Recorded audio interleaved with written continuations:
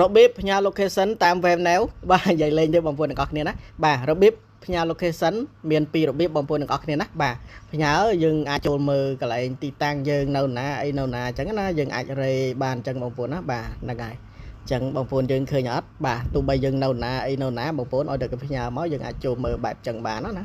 នឹងហើយចូលមើលបរិយដល់ណាយើងបរិយទៅណាហ្នឹងហើយតាមផ្លូវតាមអីចឹងទៅបាទអញ្ចឹងការផ្ញើនេះគឺមានពីររបៀបបងប្អូនទាំងអស់គ្នាណាបាទហ្នឹងហើយសម្រាប់ការផ្ញើបងប្អូនយើងផ្ញើតាមគេមាន Telegram យើងផ្ញើតាម Telegram ទៅគេមានតាម chat Messenger បាទគេប្រើតែ Messenger ណាយើងប្រើតាម Messenger ទៅអញ្ចឹងខ្ញុំបង្ហាញនៅលើ Telegram បងប្អូនណាបាទហ្នឹងហើយអញ្ចឹងបងប្អូនទាំងអស់គ្នាយើងចូលមកក្នុង Telegram មកបាទអូខេអញ្ចឹងបន្តមកទៀតចេញលក្ខណៈបែបហ្នឹងបងប្អូនទាំងអស់គ្នាយើងជ្រើសរើសយកនៅ account ណាដែលយើងចង់ផ្ញើ location ទៅឲ្យគាត់ណាបាទចាំបងប្អូនទាំងអស់គ្នាយើងចូលមកដល់ account ណាមួយអញ្ចឹងទៅបងប្អូនណាបាទចូលទៅ chat account អ្នកដែលយើងចង់ផ្ញើឲ្យគេណាចូលមកអញ្ចឹងហើយបងប្អូនចុចកន្លែងនេះណាបាទចុចលើនឹងមួយមកបាទបន្តមកទៀតបងប្អូនទាំងអស់គ្នាយើងមើលមកជួរនេះបងប្អូនឃើញកន្លែងគេដាក់ថា location ហ្នឹងបងប្អូនណានេះឃើញទេចុចកន្លែង location មកចុចលើនឹងមកបាទបន្តមកទៀតការផ្ញើវាមាន2បាទបងប្អូនទាំងអស់គ្នាអញ្ចឹងយើងចូលមកដល់កន្លែងនេះវាមាន2បងប្អូនណាការផ្ញើ location ណាបាទវាមាន send select location មាន share my live location បាទបងប្អូនណាអញ្ចឹងភាគច្រើនបងប្អូនយើងគាត់ផ្ញើតាមម្នាក់ណានេះចុចលើនឹងមកខ្ញុំប្រាប់អាហ្នឹងមុនបន្តមកយើងកំណត់នាទីទៅវាមាន15នាទីវាមាន1ម៉ោងវាមាន8ម៉ោងអញ្ចឹងណាបាទវាមានទុកចោលអីចឹងទៅរហូតអីចឹងទៅបងប្អូនណាហ្នឹងហើយអញ្ចឹងបងប្អូនទាំងអស់គ្នាគឺយើងយក8ម៉ោងមកណាបានយូរតិចបងប្អូនណាចម្ងាយពីមិត្តភ័ក្ដិយើងដែលយើងចង់ឲ្យគាត់មើលតាម location ហ្នឹងណា8ម៉ោងអាចនឹងមកដល់ហើយបងប្អូនណាហ្នឹងហើយយក8ម៉ោងមកតោះមកយើងចុចពាក្យថាសៀនេះបាទហ្នឹងអញ្ចឹងភាគីខាងនោះគាត់មើលគាត់ដឹងហើយគាត់មកតាម location ហ្នឹងហើយបងប្អូនណាបាទហ្នឹងហើយមួយទៀតរបៀបផ្ញើ location បងប្អូនចុចមកកន្លែងនេះដដែលមកបាទបងប្អូនមើល location ទៀតមកចុចលើ location បាទអញ្ចឹងយើងផ្ញើតាមនេះបាទអាកន្លែង send select location បងប្អូនណាចុចកន្លែងហ្នឹងមកបាទឃើញទេ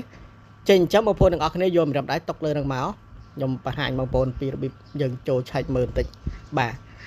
យើងអាចចុចកន្លែងហ្នឹងមួយមកដើម្បីឲ្យវាចំណាំហើយយើងយកម្រាមដៃប៉ះលើនឹងមកដើម្បីយើងនៅទីតាំងណានៅណាអីនៅណាអញ្ចឹងទៅហើយយើងអាចមើលកន្លែងនេះទៀតបងប្អូនបាទdirection ណាបាទបងប្អូនចុចកន្លែងហ្នឹងមកបាទបន្តមកចេញអញ្ចឹងបងប្អូនទាំងអស់គ្នាណាហ្នឹងហើយចេញអញ្ចឹងវាមានកន្លែងនេះបងប្អូនមានឡាន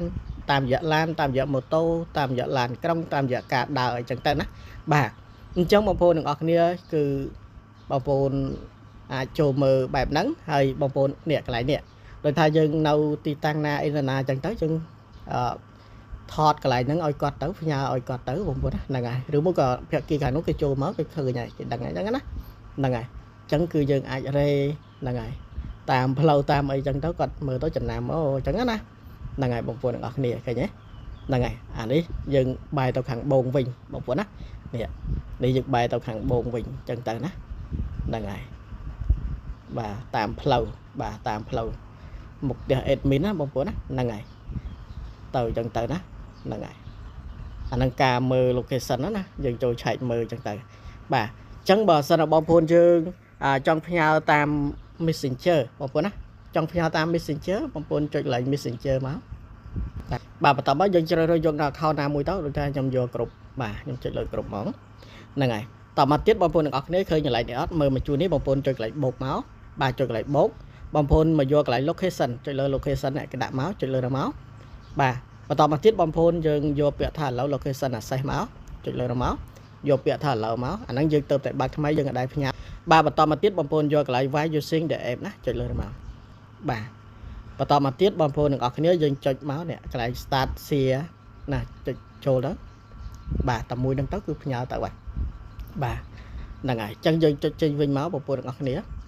នេះអញ្ចឹងគេអ្នកមើលគេមើលបងប្អូនគេចុចមើលកន្លែង view location ហ្នឹងបាទគេចុចមើលយើងនៅណាទីតាំងឯណាគេមើលគេមកតាម location ហ្នឹងណាបាទ